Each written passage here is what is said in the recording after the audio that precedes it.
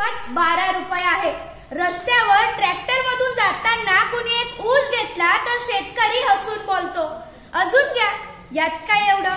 परंतु मॉल मध्ये साधी कॅरी बॅग फुकट मिळत नाही. तो शेतकरी आहे. शेतकरी जगला पाहिजे. कारण कितीही इंडिया डिजिटल झाली तरी भाकरी काही आपल्याला डाउनलोड करून मिळणार नाहीये. शेतकरी जगाचा पोशिंदा आहे.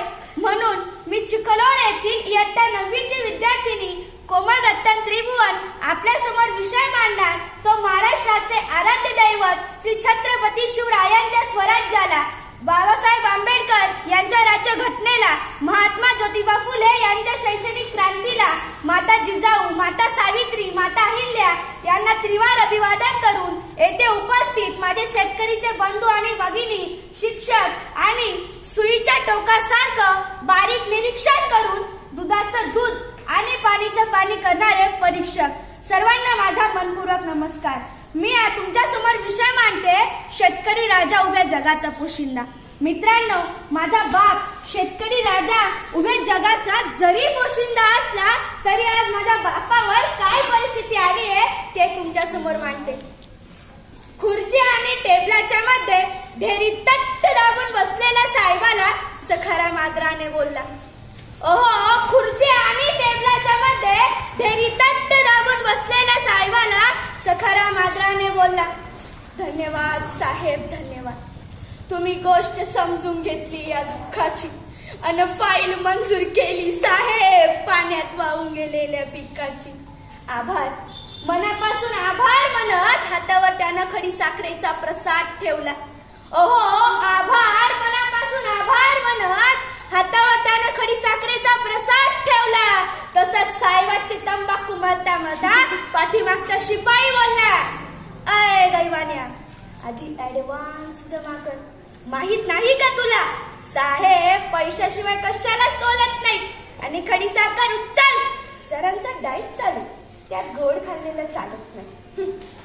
4 दाणे खडी साखरनं चालणाऱ्या डाईट मध्ये टेबला खालच्या नोटा खाणं बसल का आणि फुल्ल झालेल्या डेअरी मध्ये अजून खायची ताकद असल का, हा मनातला प्रश्न सखारामना मनातल्या मनात घेऊला. फाईल मंजुरीत खिशातून 5,000 गेले. फाईल बँकेत जमा झाली की तुम्हाला नोटा देतो. लागेल तर या वर्षी शेतात हरभरा पेरेल पण कांदा पेरणार नाही. लागेल तर या वर्षी शेतात हरभरा पेरेल पण कांदा पेरणार नाही. पण मायेची शपथ घेऊन सांगतो साहेब, ठरलेला हप्ता ठेवणार नाही. ठरलेला हप्ता ठेवणार नाही. चालतंय, आठवणीने आणून दे, काहीच हरकत नाही. महोदय म्हणे चालतंय, आठवणीने आणून दे, काहीच हरकत नाही. अरे तुला तर माहितीये आपल्या सहीशिवाय फाईल पुढे सरकत नाही. तुला तर माहितीये आपल्या सहीशिवाय फाईल पुढे सरकत नाही. साहेबांच्या तंबाखूसाठी मळलेला हात शिपायानं पटकन झटकला. ओहो, साहेबांच्या तंबाखूसाठी मळलेला हात शिपायानं पटकन झटकला. आणि 10,000च्या फाईली पायी 50,000 द्यायला लागून सखाराम झाडाले जाऊन लटकला. अशी अवस्था सर माझ्या शेतकरी बापाची. माझा बाप या जगाचा जरी पोशिंदा असला तरी आज माझ्या कृषी प्रधान देशात माझ्या बापावर ही आत्महत्या घेण्याची वेळ येते.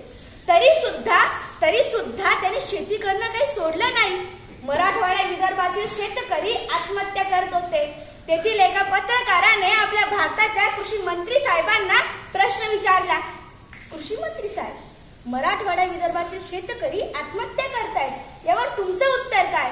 तर आपल्या भारताचे कृषी मंत्री म्हणतात, मराठवाडा विदर्भातील शेतकरी आत्महत्या करतात ते त्यांच्या प्रेम प्रकरणामुळे आणि दारूमुळे.